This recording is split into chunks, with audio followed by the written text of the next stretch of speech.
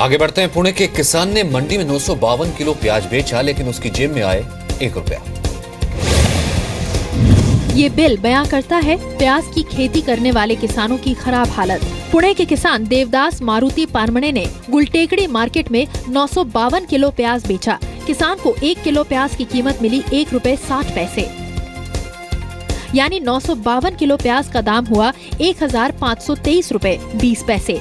लेकिन किसान को इसमें से 91 रुपए 35 पैसे आड़त देनी पड़ी। प्याज की बोरी उठाने वाले मजदूर को 59 रुपए देने पड़े। बोरे में प्याज भराई के लिए 18 रुपए 55 पैसे खर्च करने पड़े। प्याज का वजन करवाने के लिए 33 रुपए 30 पैसे देने पड़े। प्याज के ट्रांसपोर्टेशन पर 1320 रुपए खर्च हुए। इस तरह किसान के हाथ में महज 1 रुपया बचा।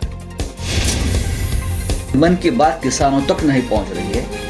किसान मर रहे हैं। महाराष्ट्र में खास करके किसानों की हालत बहुत खराब है। किसान को प्याज का अच्छा रेट मिले, इसलिए महाराष्ट्र सरकार प्याज पणन डिपार्टमेंट की ओर से खरीदने का विचार कर रही है। देश में सबसे ज्यादा प्याज का उत्पादन महाराष्ट्र में होता है। देश में कुल प्याज उत्पादन का 25 से 30% अकेले महाराष्ट्र में होता है। देश के कुल प्याज निर्यात का 80 से 85% महाराष्ट्र से होता है। पिछले साल महाराष्ट्र में 190 लाख टन प्याज का उत्पादन हुआ था, वहीं इस साल 203 लाख टन हुआ है। किसान जो प्याज मंडियों में 1 रुपए या 1.5 रुपए किलो के हिसाब से बेच रहे हैं, वही प्याज हमारे घर अब तक 15 से 20 रुपए किलो में आ रहा है। श्रीनगर में आज 1 घंटे के अंदर 2 आतंकी हमले हुए, 3 पुलिस वाले शहीद हो गए। पहला हमला जादीबल पुलिस स्टेशन के पास पुलिस पार्टी पर किया गया। इस हमले में 1 एएसआई और 1 कांस्टेबल शहीद हो गए। 1 कांस्टेबल की हालत गंभीर है। दूसरा हमला टेंगपुरा में पुलिस की गाड़ी पर किया गया। इस हमले में 1 जवान शहीद हो गया। आतंकी पुलिस के जवान से राइफल भी छीन कर ले गए। बताया जा रहा है कि जादीबल में पुलिस टीम पर हमला करने के बाद आतंकी भागने में कामयाब रहे।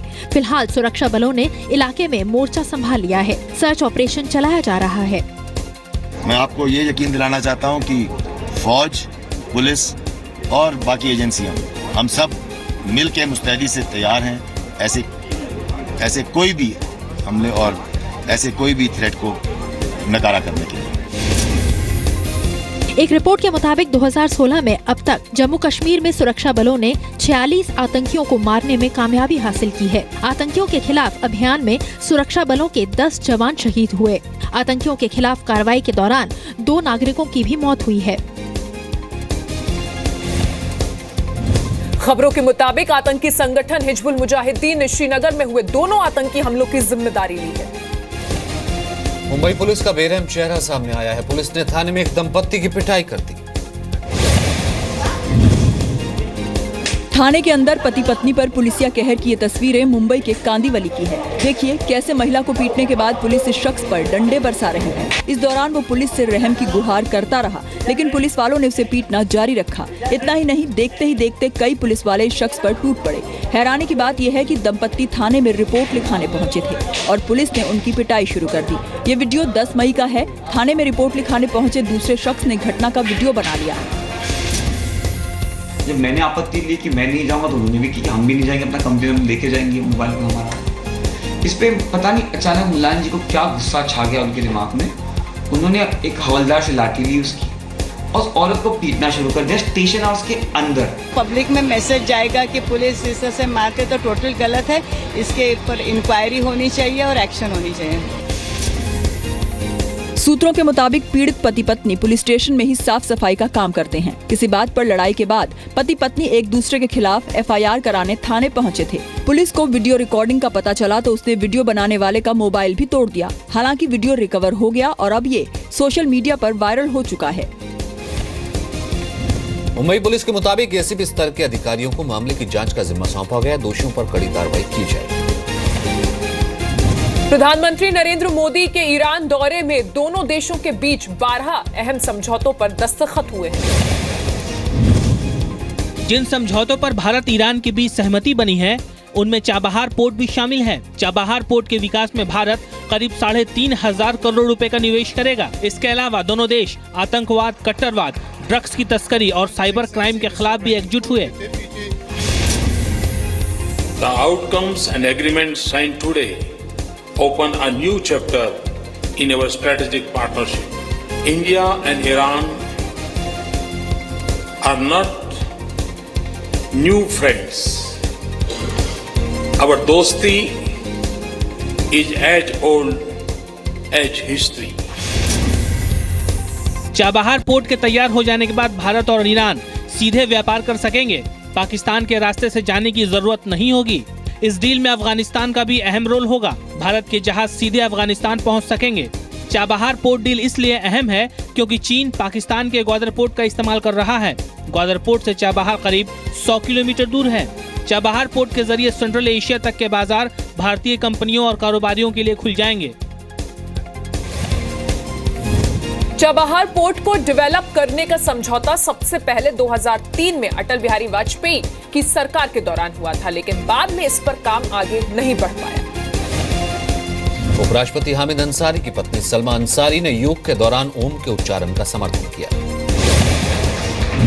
अलीगढ़ में सलमा अंसारी ने कहा कि ओम के उच्चारण से ऑक्सीजन मिलती है। विरोध करने वालों पर सवाल उठाए, साथ ही हर किसी से योग करने की अपील की। ओम जब आप कहते हैं ना तो उसमें ऑक्सीजन बहुत आती है, बिल्कुल फेफड़े जो होते हैं खुल जाते हैं, तो उसमें बुराई क्या है? जो अगर मैंने योगा नहीं किया होता तो मेरी हड्डी टूट गई थी। सलमा अंसारी का बयान ऐसे समय आया है जब अंतर्राष्ट्रीय योग दिवस के मौके पर ओम शब्द के उच्चारण को लेकर सियासत गर्मा गई है। आयुष मंत्रालय के प्रोटोकॉल के तहत योग दिवस के कार्यक्रम की शुरुआत ओम के उच्चारण से होगी। आसन और प्राणायाम से पहले 2 मिनट तक ओम का उच्चारण किया जाना है। विपक्ष और मुस्लिम धर्मगुरुओं ने सरकार के फैसले का विरोध किया है। हालांकि बाद में सरकार की तरफ से सफाई दी गई कि ओम का उच्चारण पूरी तरह स्वैच्छिक है। अंतर्राष्ट्रीय योग दिवस 21 जून को मनाया जाएगा। एआईएडीएमके प्रमुख जे जयललिता ने आज छठी बार तमिलनाडु की मुख्यमंत्री की गद्दी संभाली। मद्रास यूनिवर्सिटी के ऑडिटोरियम में आज सुबह राज्यपाल के रोसैया ने जयललिता को पद और गोपनीयता की शपथ दिलाई। जयललिता के साथ 28 मंत्रियों ने भी शपथ ली। जयललिता की कैबिनेट में मुख्यमंत्री समेत 4 महिलाएं हैं। शपथ लेते ही जयललिता ने अपने चुनावी वायदों को पूरा करने की शुरुआत कर दी। राज्य में शराब की 500 दुकानों को बंद करने का आदेश दिया। शराब की दुकानें अब दोपहर 12 बजे से रात के 10 बजे तक खुली रहेंगी। पहले सुबह 10 से रात 10 तक खुली रहती थी। जयललिता ने किसानों का फसल कर्ज माफ करने का भी ऐलान किया। 100 यूनिट बिजली मुफ्त देने की घोषणा की। शपथ लेने से पहले जयललिता के घर के बाहर पार्टी कार्यकर्ताओं ने खूब जश्न मनाया।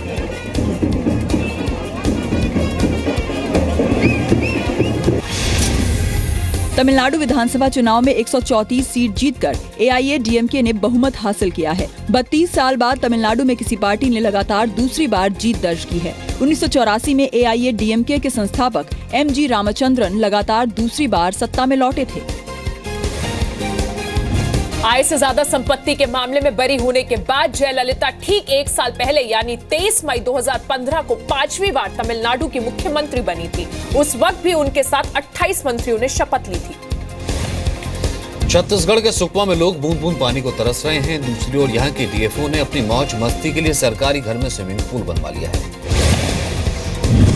ये स्विमिंग पूल बना है सुकमा के divisional forest officer Rajesh Chandel के सरकारी घर में। करीब 50 लाख की लागत से बना ये स्विमिंग पूल राजेश चंदेल समेत कई अधिकारियों की ऐशगाह है और इसके लिए रोजाना 1 लाख लीटर पानी का इस्तेमाल होता है, वो भी तब जब सुकमा नगर पालिका के 15 में से 10 वार्डों में पानी का गहरा संकट है और लोग साफ पानी पीने को तरस रहे हैं। सरकार ने मामले की जाँच के आदेश दे दिए हैं।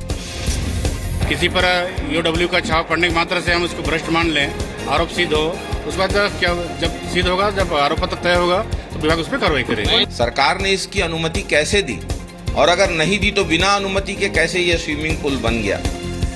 ये पहला मौका नहीं है जब राजेश चंदेल को लेकर सवाल उठे हों। जून 2014 में राजेश चंदेल के घर पर एसीबी ने भी छापेमारी की थी। छापे में राजेश चंदेल की आय से करीब 5 करोड़ की संपत्ति ज्यादा मिली थी। एसीबी ने चंदेल के खिलाफ केस के लिए इजाजत मांगी थी, लेकिन कई वर्षों से फाइल मंत्रालय में दबी है। नियम के मुताबिक सरकारी घर में निर्माण से पहले इजाजत लेनी होती, लेकिन राजेश चंदेल ने ये नहीं ली। एयरसेल मैक्सिस घोटाला मामले में पूर्व वित्त मंत्री पी चिदम्बरम के बेटे कार्ति चिदम्बरम पर ईडी का शिकंजा कसता जा रहा है। ईडी ने 14 देशों से कार्ति चिदम्बरम की कथित कंपनियों की संपत्ति और बैंकिंग लेन देन को लेकर जानकारी मांगी है। सूत्रों के मुताबिक ईडी जल्द ही कार्ति चिदम्बरम को पूछताछ के लिए बुला सकती है। पूछताछ से पहले प्रवर्तन निदेशालय कार्ति चिदम्बरम से जुड़ी कंपनियों की पूरी डिटेल खंगाल लेना चाहता है। चिदम्बरम के कारण, कार्ति चिदम्बरम और कार्ति चिदम्बरम के कारण अब उसकी बेटी तक यह जो पैसा आ रहा है, आ पहुंचा है, उसकी जांच गति से हो। सिर्फ इंक्वायरी करने से कुछ नहीं होता। ये जरूर दिखता है कभी कभी कि आप किसी एक व्यक्ति के पीछे केवल इसलिए पड़ गए क्योंकि राजनीतिक रूप से वो महत्वपूर्ण है। एयरसेल मैक्सिस डील की जांच के सिलसिले में ईडी ने पिछले साल कार्ति चिदम्बरम से जुड़ी कंपनियों पर छापेमारी की थी। छापेमारी में बरामद दस्तावेजों के आधार पर ईडी ने कार्ति से जुड़ी एक और कंपनी चेस ग्लोबल के दफ्तर में छापेमारी की। दस्तावेजों से पता चला है कि कार्ति एडवांटेज स्ट्रेटेजिक, सिक्योर और वेस्ट ब्रिज कंपनियों से जुड़े हुए हैं। हालांकि कार्ति चिदम्बरम किसी भी तरह के गैर कानूनी लेन देन से इनकार करते रहे हैं।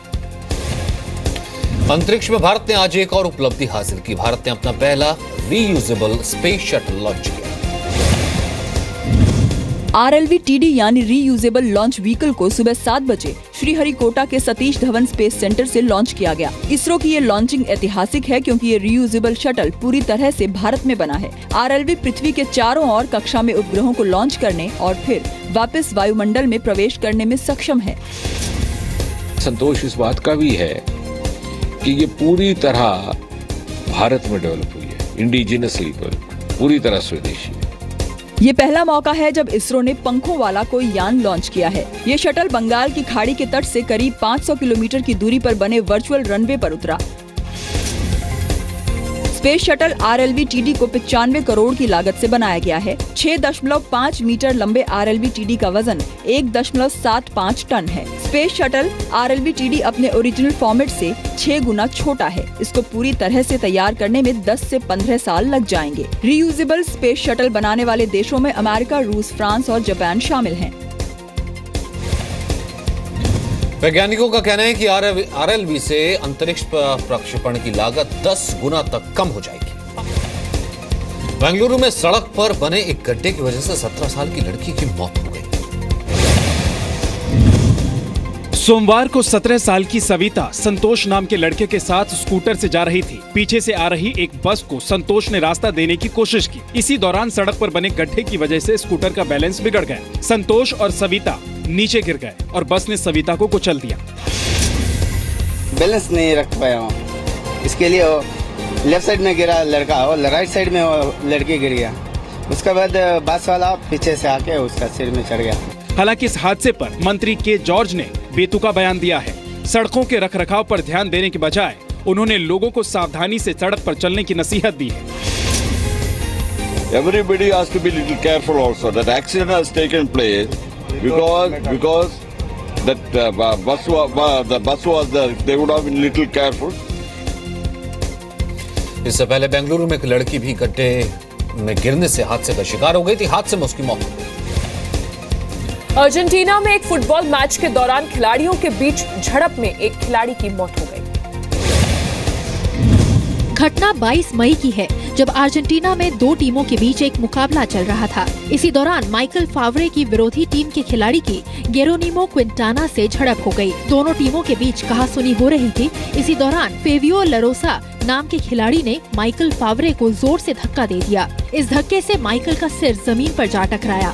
माइकल ने खड़े होने की कोशिश की, लेकिन वो दोबारा जमीन पर गिर पड़े। अस्पताल ले जाने पर माइकल को मृत घोषित कर दिया गया।